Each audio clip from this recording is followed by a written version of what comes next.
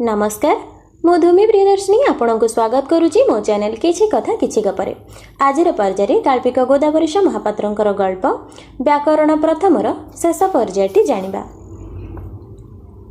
एही समय को गाँर दले टोका जमा हो सारी से माने समस्ते ठो करी हसी उठी कहले व्याकरण प्रथम बोइले आउ बोइले कौन कथाटा अर्थात व्याकरण प्रथम कथाटा क्रमे 2 कानरु 4 कान 4 कानरु 8 कान एहीपरि चक्रवृद्धि हिसाब से बढ़ी बढ़ी संध्या बेलू गाँव में जेते कान थिला प्राय सेते कान हो जाइछि। पंडिते जे भूल करी बसिले ताहा संशोधन करबा पई कौनसी सूत्र पाइलेनी। मुह को एडुटीए करी सही कथा भाबी पिंडा को उठिचंती कि नहीं तांको अभिवादन करबा को आसी जणे किए कहिले नमस्कार व्याकरण प्रथम। तांको अतीत जीवनर मुंड उपरे थिबा जटाटी परी से थोड़ को सुखाई टिकिए मात्र हसी देई पिंडा को उठिले। मात्र मन भितर किए थटा करी कहला नमस्कार व्याकरण प्रथम। देखु देखु 2 जण 4 जण 8 जण एहीपरि केते लोकंक मुहरु एही एकापरि कथा सुभिला। ससुर घर तो एके थटा मंदिर तहिरे पुणी ए कथा ए अपमानर कि आउ सीमा अछि। जहा आगे इच्छा ता आगे नुहे पूजापाद ससुरंक आगे नमस्कार बेले एड़े बड़ भूल तांक मूर्खामी बा बोकामीर जे मस्त निदर्शन ए कथाटा हृदय को बड़ घांटी चकटी पकेला। बानाम्बर घर को पशिला परे आउ पिंडा को बाहरिलेनी।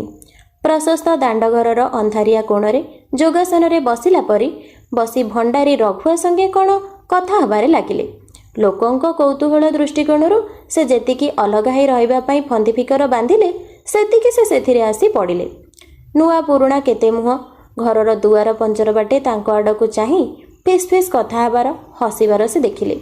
दांडरे व्याकरण प्रथम शब्द पिला मानक मुहरु शुणी तांको बुकु भितरे शीतल षष्ठी हाबिड़ी माड़ परी गुम गुम कौन पड़िला। रातिरे भल निद हेलानी। निदरे सोई नाना दुस्वप्न देखिले। दुस्वप्न मानक मध्यरु गोटिए होउछि जे से व्याकरण प्रथम पास करिसंती। किछि दिन तले जाहाकू से सुख स्वप्न बोली मणुथिले आज ताहा तांको दुस्वप्न परी लागुछि। राति 2 घड़ी अछि। बानाम्बरंक ससुर गोपाल महापात्रंक चाकर बालुंकिया दांडपिंडारे थाई पाटी कला चोर चोर चोर। घरे समस्ते उठिले। साई पड़िशा घरे मध्य चहल पड़गला। सबुआड़े खोजा पड़ा। बालुंकिया कहूची से उठिला बेलू दुआरटा मेला अछि। किए जणे घरु बाहरी धाई चलीगला। खोजा खोजी चली कहार मने पड़ा देख देख ज्वाई कुआड़े गले। दांड घरर पाख घरे तांको पई आसन होइथिला। देखिला बेलू सबु खाली महाभाळिणी पड़ा। एहीपरि समय बानाम्बरंक सानशला चोर भयरु आत्मरक्षा करिबा पई समस्तंक पछरे एवं निज मातांक ठीक आगरे कानी छत्र तले रही काहाकू बड़ संतर्पण रे प्रश्न कला ज्वाई को चोर नहीं गला कि। बहुत जुक्ति तर्क आलोचना रे राति पाहिला। चोर जे ज्वाई बानाम्बरंक चोरी नैनी केतेक संकेतरु यह प्रमाणित हैला। एणे श्रीमान व्याकरण प्रथम लाज अपमान आशंकारे से राताराति लुचि ससुर घरु बाहरी गाँव रे आसी हाजर हेले। ससुर घर को काली जाई आज फेरिबा कारण नहीं गाँव रे केते संभव असंभव आलोचना चलिला। किए कहिला पहाड़ मुहरे बाघ हाबुड़े पड़ी रातिरे गछ उपरे आत्मजीवनी रक्षा करी से गाँ को फेरिचंती। किए कहिला ससुर घर गाँव रे प्रबल हईजा जोगु तांको एपरी फेरिबाकू पड़िला। बानाम्बर शांतकरण देह छुआ धमक चमक नाना बक्सिस प्रलोभन सत्वे रघुआ भंडारी गाँवर 12 लोकंक कानर 3-4 आंगुल छड़ारे खूब विश्वास रे बानाम्बर फेरिबार सकल इतिहास गोटी गोटी कही समस्त को मना कर देइथिला जे केही जेपरी कहा आगे एकता प्रकाश न करंती। समस्ते समस्त को कही कही काहाकू न कहिबा पई बारण कले। एहीपरि भावरे रघुआ मुहर कथा बाघुआ मोहुमाछीक गणगण शब्द परी सबुआड़े शुणागला। बानाम्बर शुणिले तांको पूज्यपाद पितृदेव मध्य शुणिले। दिने नुहे 2 दिन नुहे 15 दिन कटिगला। ए मध्यरे श्रीमान व्याकरण प्रथम गंभीरावासी शंभुंक परी दांडकू आउ बाहरिलेनी। गाँवर पुनियाधबाठू आरंभ करी पूर्णचंद्र पाठशाणीक पर्यंत समस्ते ए कथाटा जाणीगले। एणे बानाम्बरंक पिता अर्थात व्याकरण प्रथमंक जन्मदाता बड़ चिंतारे घांटी हेले।